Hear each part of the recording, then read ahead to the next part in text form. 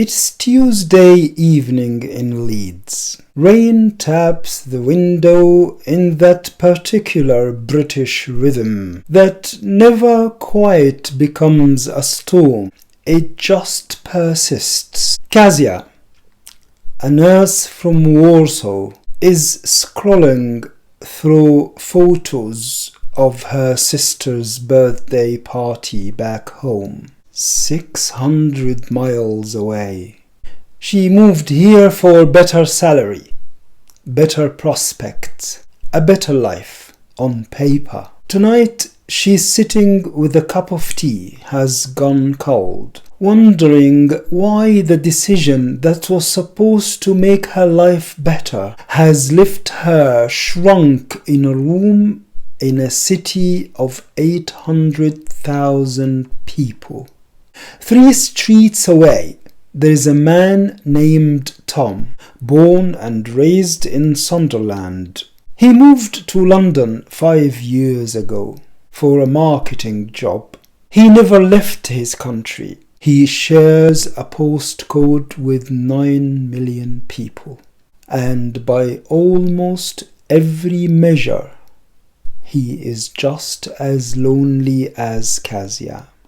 Now, this is actually the first video in a series because honestly there was too much here for one video. Let's start with the numbers that made me want to make one in the first place, because they genuinely surprised me. 1 in 3 young adults in Britain say they feel lonely most of the time. 7 in 10 young people say that loneliness affects their mental health.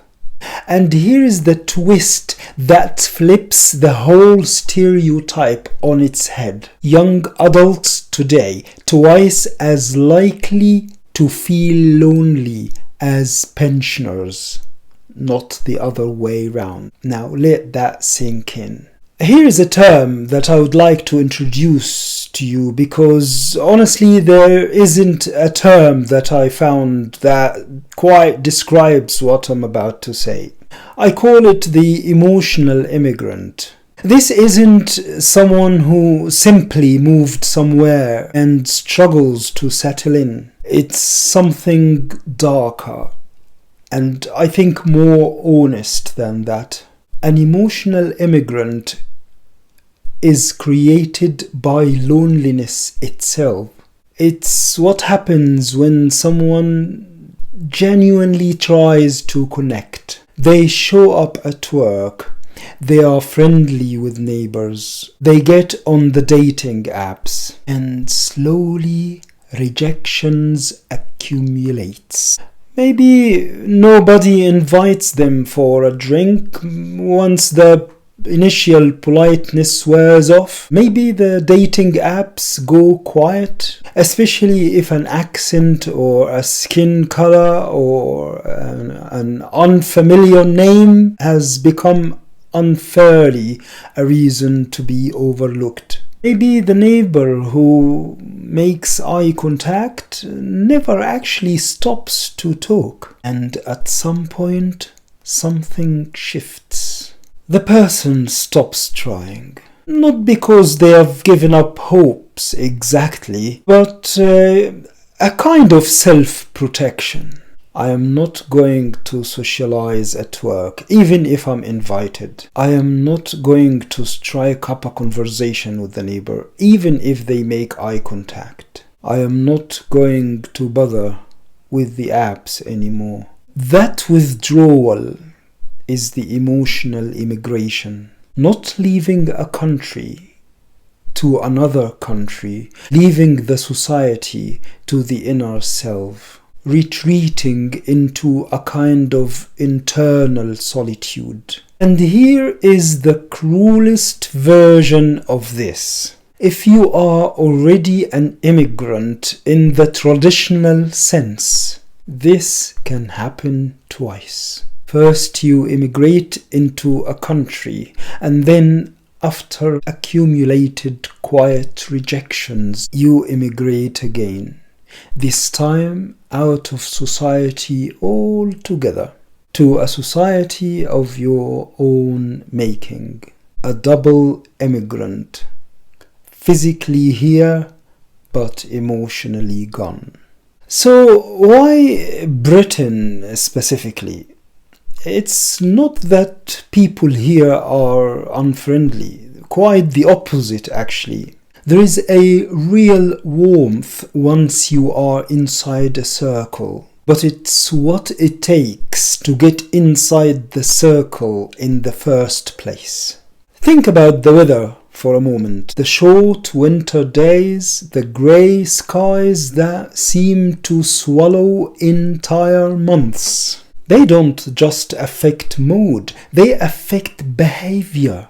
When it's dark by 4 in the afternoon and it's drizzling more days than not, the whole culture retreats indoors. The spontaneous connection that happens naturally in warmer countries, neighbors chatting over a fence, evenings spilling onto the street, this just doesn't happen here the same way. Connection in Britain has to be deliberate, scheduled, and intentional.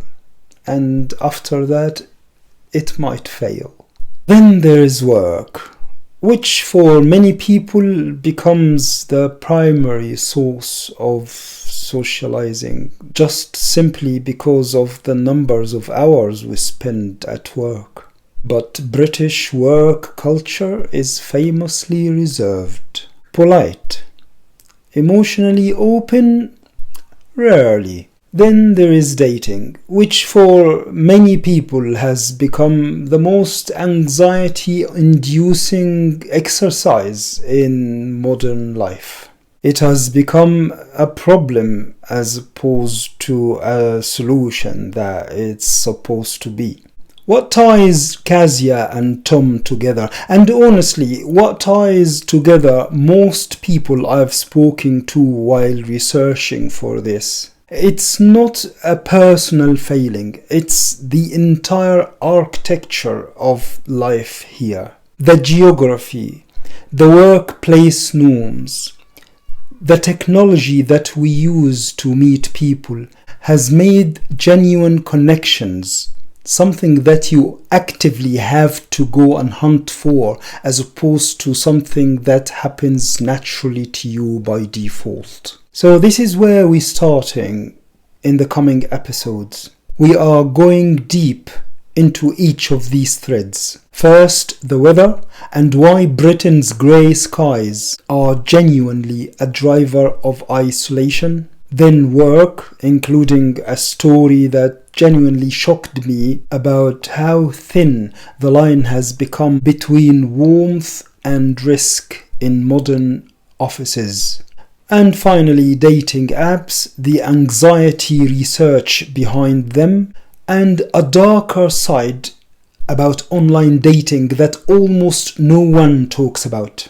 If any part of Kezia or Tom's life resonates with you, I'd love to know. Maybe Britain's loneliness isn't just about being alone.